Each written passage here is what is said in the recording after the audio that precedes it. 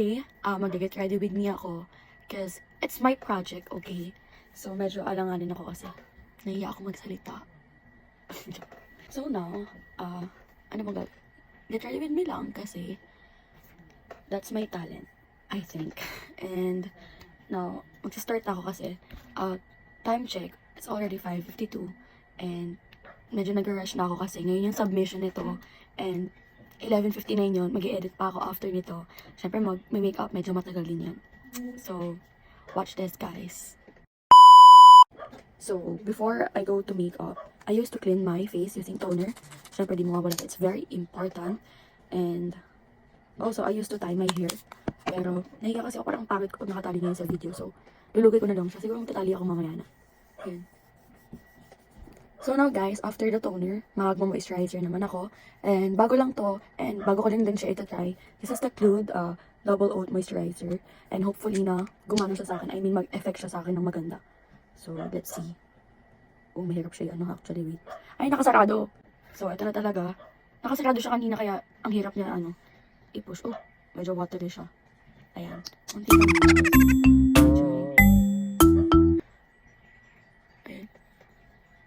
Medyo okay naman yung consistency niya. I like it actually, pero medyo yung amoy niya hindi ko ganun kagusto, but it's okay. And it's very important na mag-moisturize first before mag-makeup para maganda yung lapat ng makeup sa mukha natin. That's the tip. So now guys, I'm done with moisturizer. As you can see, medyo na-hydrate yung face ko. And it's very lightweight naman sa face. So, hopefully talaga nagumana siya sa akin.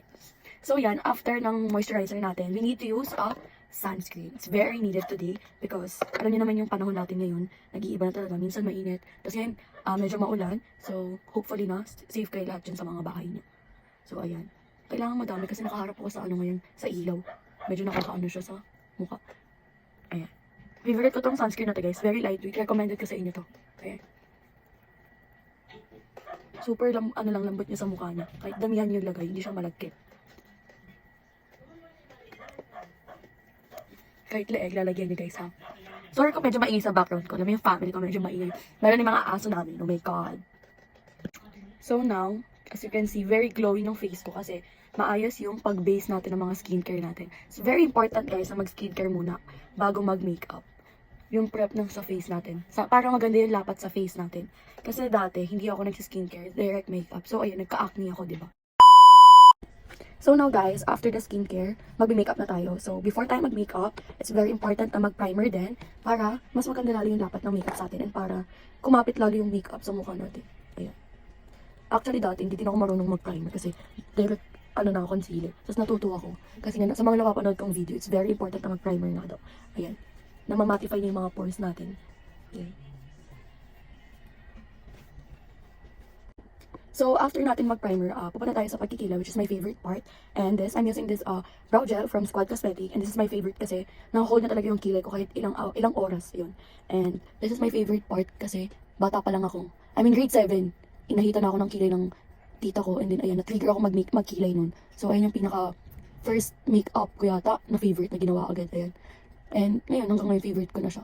And ang tawag sa akin ng mga classmate ko, kilay girl. Kasi di ako nabubuhay nang walang kilay. I feel so incomplete. Wah! Incomplete. So ayun, as you can see, nakita niyo, nahuhold na talaga yung kilay ko. Kahit mainit, nakastay yan ng ganyan dyan. Hold na hold talaga siya. And then sa kabila, ayan. Gagawin mo lang siya. Isusunod mo lang siya sa formation ng kilay mo. And I love this product. Very recommended, guys. Lalo na sa mga sa mga student na kagaya ko. Budget friendly siya as in. Na-recommend din sa akin ng friend ko, tapos nagustuhan ko siya. Ayan, nagustuhan ko siya. Yan. After nyan, patutuyuin lang natin siya. And then, magkikilala talaga tayo. I-trace na natin siya or lalagyan natin yung mga spot na kalbo. And baka gawin ko na siya off-cam. Actually, ba nabubulol? Ayan, off-cam ko siya gagawin. Kasi ang hirap. Gusto ko kasi talaga maintain na perfect yung kilay ko. Dito nga ako nagtatagal eh. Kaya pag nagkikilay ako, tinatalakan ako ng nanay ko. So guys, now, as you can see, medyo maayos na yung kilay ko. For now, pero mamaya may final touching pa yan. Kasi hindi ako nasa-satisfied pag di siya ganun kapantay. So, nahayaan muna natin siya. And, ngayon, color corrector lang ako. Kasi ang dami ko dapat i-hide sa mukha ko. Which is that acne. But it's okay na may acne. It's normal, guys. Ayan. Ito, I'm using this Beauty Case na color corrector. Recommended dito guys. Actually, lahat kasi ng gamit ko na makeup, it's very affordable kasi student pa lang ako, yung hindi bumili na masyadong mga mamahaling makeup. Siguro tsaka na pag may work na ako, diba? Ayan. Lalagyan ko lang yung mga acne ko na super kitang-kita para matabunan sila mamaya pag naglagay ako ng concealer dyan. Ayan. Tapos leave lang natin sila para matuyo masyado. Ayan. Hayaan lang natin yan. And then, magko-concealer na tayo. So now guys, nakapaglagay na ako ng concealer. I'm using again the same concealer. This is my favorite. And kita nyo naman na buong mukha ko may concealer kasi hindi ako nagpa-foundation. Ayoko ng foundation kasi parang I feel na nai-irrita yung mukha ko. Kaya ginagamit ko is concealer na lang. And nako-cover naman yung lahat ng acne ko, diba? So, ayan. I'm using sponge lang to blend all of my concealer in the face. Ayan. Ingin ng aso namin, diba?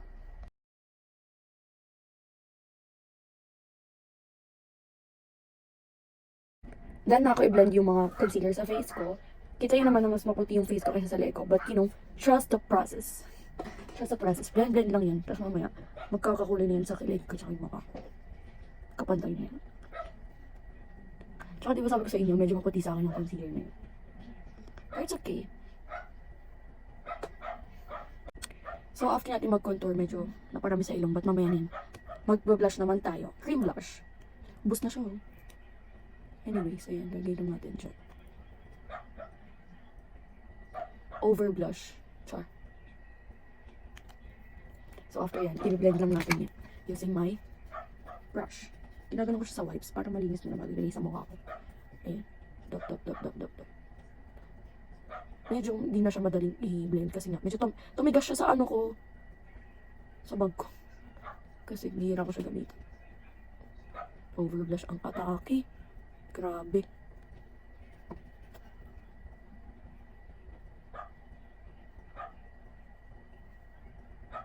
So ngayon, nalimutan ko kasi maglagay muna ng powder sa may eyelid ko bago mag-eyeshadow. Ayun, again, pinagsama ko yung brown and dark brown. And sa inner outside. And yan, dito lang, sa may gilid dito, lalagay. And ganyan.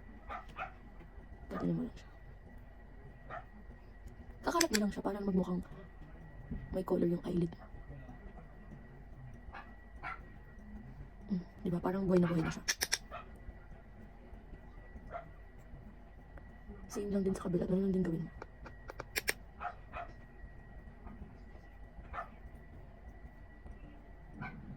Sorry guys, may salamin kasi dito kaya dito ako nakatingin.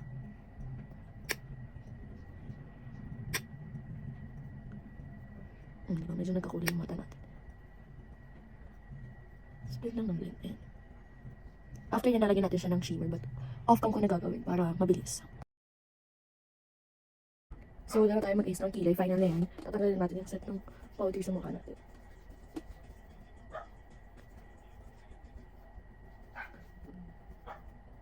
Gusto ko sana mag-eyeliner, but you know, hindi kasi ako magaling dun. Hindi ko talent yun. Kilay okay pa. Eyeliner hindi. Ayan. Nice. It's very challenging nung get ready with me, ha?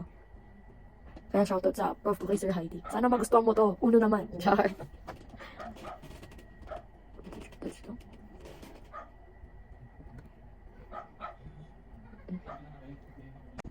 So guys, almost na tayo. Blush on na ang next natin, which is patapos na nga talaga. Ano to, powder blush. Isaset lang natin yung kanina sa cream blush kasi medyo ayan, nawala na siya. Ayan, I love pink blush guys. Ayan.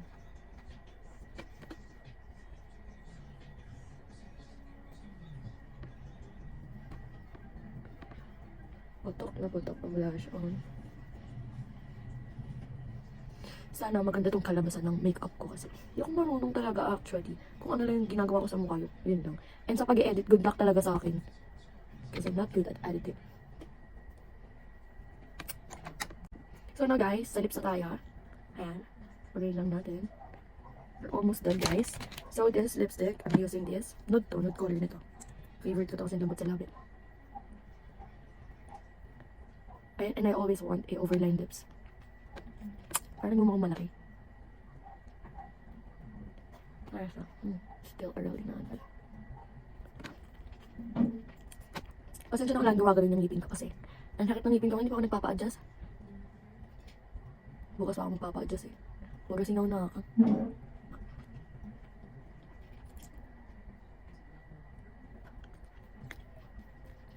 And after that, pinapatungo ko yung ganitong color. It's either ito or ito. Kasi medyo mapagka siya sa akin. Sige, let's try this. Ito kasi darker to.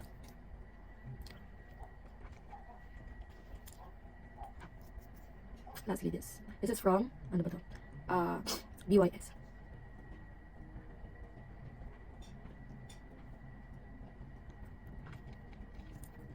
Yan, medyo nagkahuli na. Mahilig kasi ako mag-experiment ng mga lipstick.